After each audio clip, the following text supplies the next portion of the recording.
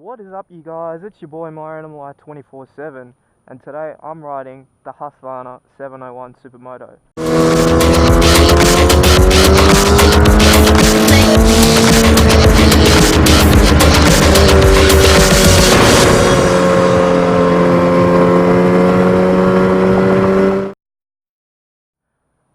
Big shout out to Cyclone Motorcycles for giving me the opportunity to ride this beast. Yep. Let's get on and take her for a whirl. Oh, very vibey, very high seating position. Feels really weird. Where are the pegs? There they are. It's funny, my jacket actually matches the bike. The bike's all fucking high vis looking in the mirror. So yeah, first impressions. Feels really light, very vibey though, like proper vibey. You can feel this single cylinder thumping away.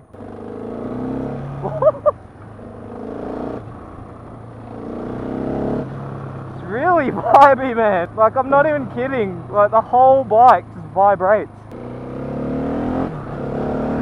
Got torque though. Mirrors vibrate. I said it vibrates.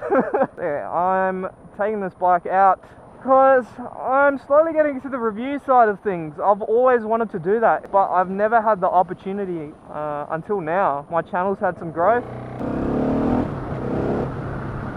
Yeah, that's got some poke, man. Leg out.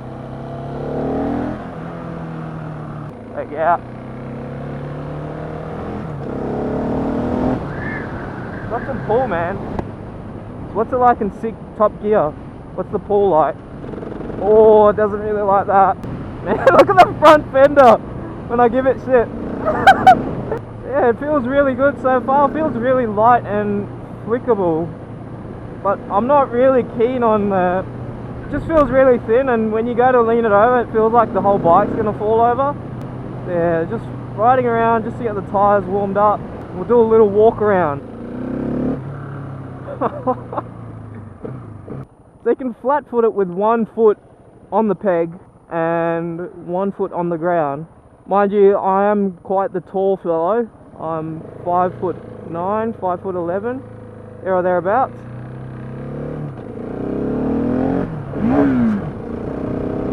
Didn't like that. And my jeans get caught on the heat shield as it seems. Not very nice.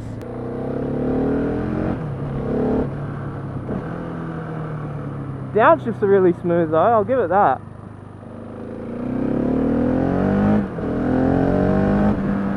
And it's got some good top end for a single. Oh.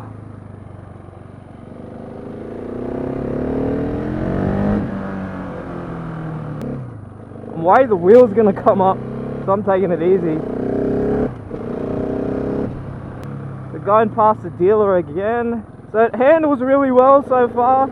I can see why they're quite popular. You get the suspension travel and the feeling of riding a dirt bike, but you've got street tires on, which is an interesting thing. This bike is running Continental Conti Attack tires, which are the factory tires. And this thing would sound insane with an exhaust. Get out of my way, son. It's got some pull. What's it got? In terms of the different menus. It's got trip 1, trip 2. Wait, hold on. Oh, so this bike's... Okay, so it only has a trip and an odo. So it shows the speed, the odo, and a trip. And that's really it. It's pretty minimalistic. Well, what do you expect? It's a Supermoto. Of course, got your neutral light, your oil pressure light, your indicator, and the ABS light, which is on the left. How do you deal with the vibration? It sounds like the fucking engine's gonna blow up. But I'll tell you what it does have going for it is the looks. I reckon it looks a bazillion times better than KTM 690, which is what it's based on. So pretty much, as you know, KTM owns Husqvarna, and this bike is based pretty much on that. However, you get a lot more fruit with this bike than you do with the KTM.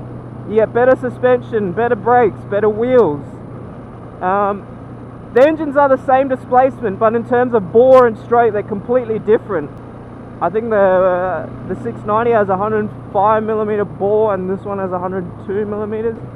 And this makes 67 horsepower at 7,000 RPM and 67 Nm of torque. Be a lane splitting machine though. Pull this bloke. Has a Magura hydraulic clutch. Feels really weird. It doesn't have that tactile feeling that a cable clutch does. Get out of my fucking way, dude. What the fuck is going on? People are crazy out here, man. And now he wants to change lanes. Oh my god. My bones are gonna explode out of my body. I mean, the suspension is really well set up. I can feel it. It's really well damped. It's not too stiff or harsh.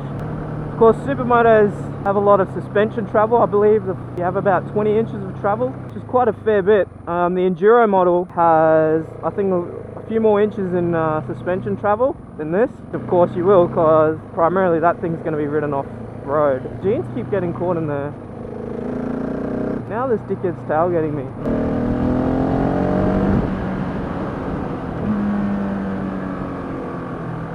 Let's take it around the impromptu Supermoto track. It's actually quite fun. Dirt. Thank you.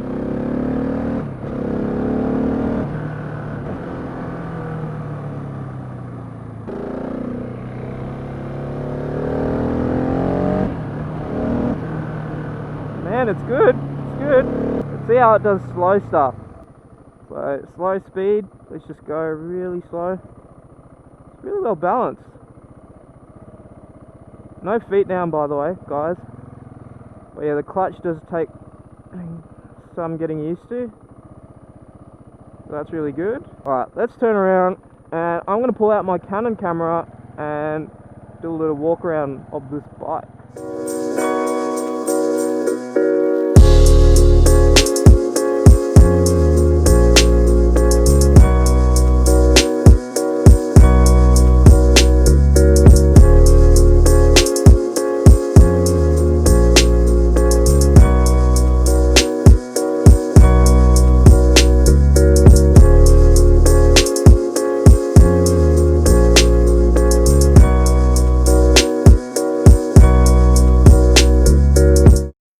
Done some filming. I'm a little bit of a noob, so don't give me shit or anything like that. There's the Husqvarna 701, a little walk around. Of course, as I mentioned, it's got some trick bits, WP suspension, Bosch ABS, and Brembo brakes front and rear. Aluminium swing arm, KTM 690 derived engine. Rear 13 litre fuel tank. Magura hydraulic clutch. Me and the bike match, look at that. Anyways, I'm off to do some more riding.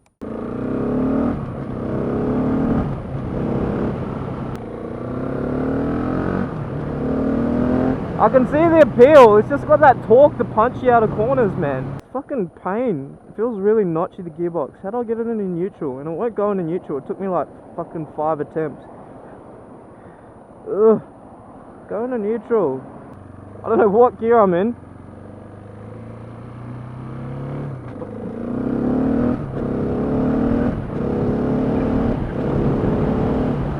I wish this thing had a gear indicator because the gearbox is so notchy. Oh, can't even get the cut into neutral. Maybe I'm being too harsh on it, I don't know. I mean, it's nothing like my FZ8 in the sense that, you know, it's going to be comfy or anything like that. It is comfy. It's lacks a lot of refinement, I feel. The fact that I couldn't get it into neutral just kind of shows.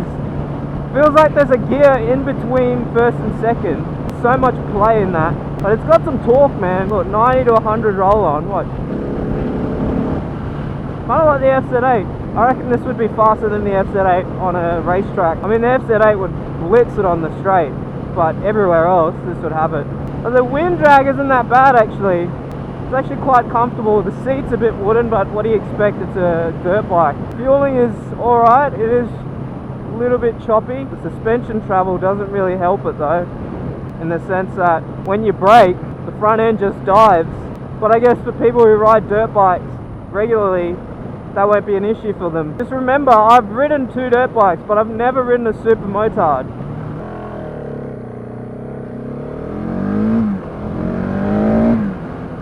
Yep, it's got some pull, man. It's got some fucking pull. Oh, here he comes, fucking backing it in, mate.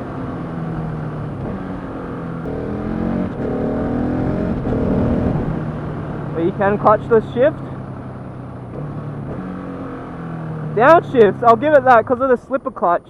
Downshifts are just uber smooth, man. Like proper smooth. There's no wheel chirp or anything like that. Yeah, mate. Okay, I'm starting to feel it now. Starting to get the hang of it. Starting to enjoy it now. Yeah, bah. Looks like a bit of a hooligan bike. Yeah, it is. But I wouldn't buy one. No. Not for 18 grand. So this is something that me and Nick were discussing last night, and this bike is 18,000 right away. And for that same amount of money, you could get a MT10. I mean, yes, this bike's more versatile. You could put enduro wheels on it and ride it around. But for 18k, would you pick the MT10 or a dirt bike with street wheels? I think there's a pretty clear-cut decision. Even like, it lacks a lot of refinement. Like, doesn't even go into gear properly. Neutral's hard to find. It vibrates like crazy.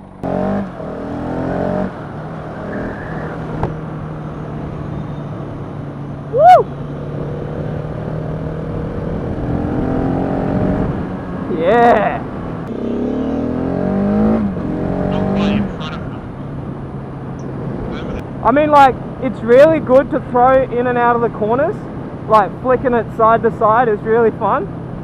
And you just have that single cylinder torque to pull you out. I don't know, doesn't really stir my loins. I mean, it's fun, like you can have a laugh on it. Just doesn't feel like an $18,000 bike to me anyway.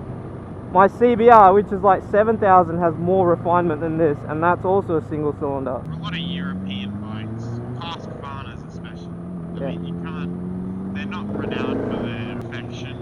Yeah. Reliability is not their forte. So to summarize a couple of the points that I made, the good things about this bike is it's light, it's fast, it's agile, it's got everything that a Supermoto should have.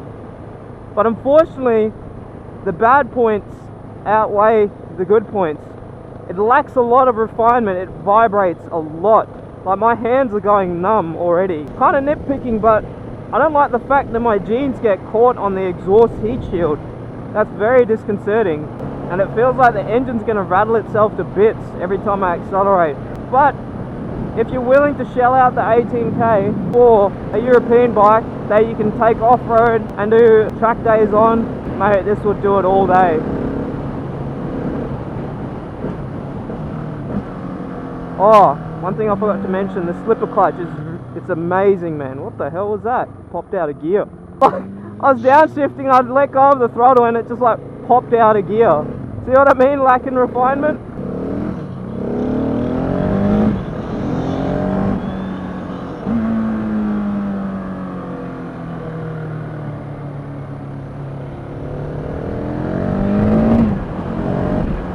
Yeah, there we go. There we go, that concludes the review of the Husqvarna 701 Supermoto. Yeah, it went really well. Awesome. Yeah. That concludes the review of the Husqvarna 701. Fortunately, I like the bike, but you know, I like all bikes, but I wasn't really feeling that one. It lacked a lot of refinement, which I didn't really like. Like, really hard to get into neutral, vibration, and like little niggly things. And to put an 18k price tag on it, I don't really think it is worth it. For me, I like my street bikes. I've ridden dirt bikes and I think they're a lot of fun, but I just wasn't feeling it. But anyways guys, I'm going to be doing more reviews. If you guys can do me a favor, if you guys want more reviews, you got to show me some support. Hit that like button, leave me a comment on your thoughts, and hit that subscribe button. That way I know, yep, you guys are loving the reviews, and I'll definitely get around to doing more of them. The dealers are more than happy to let me test ride some bikes for the purpose of YouTube. So if you guys can show me some support, like, comment and subscribe, that would be much appreciated. And I'll start doing more reviews. In the meantime, I'm out. Later.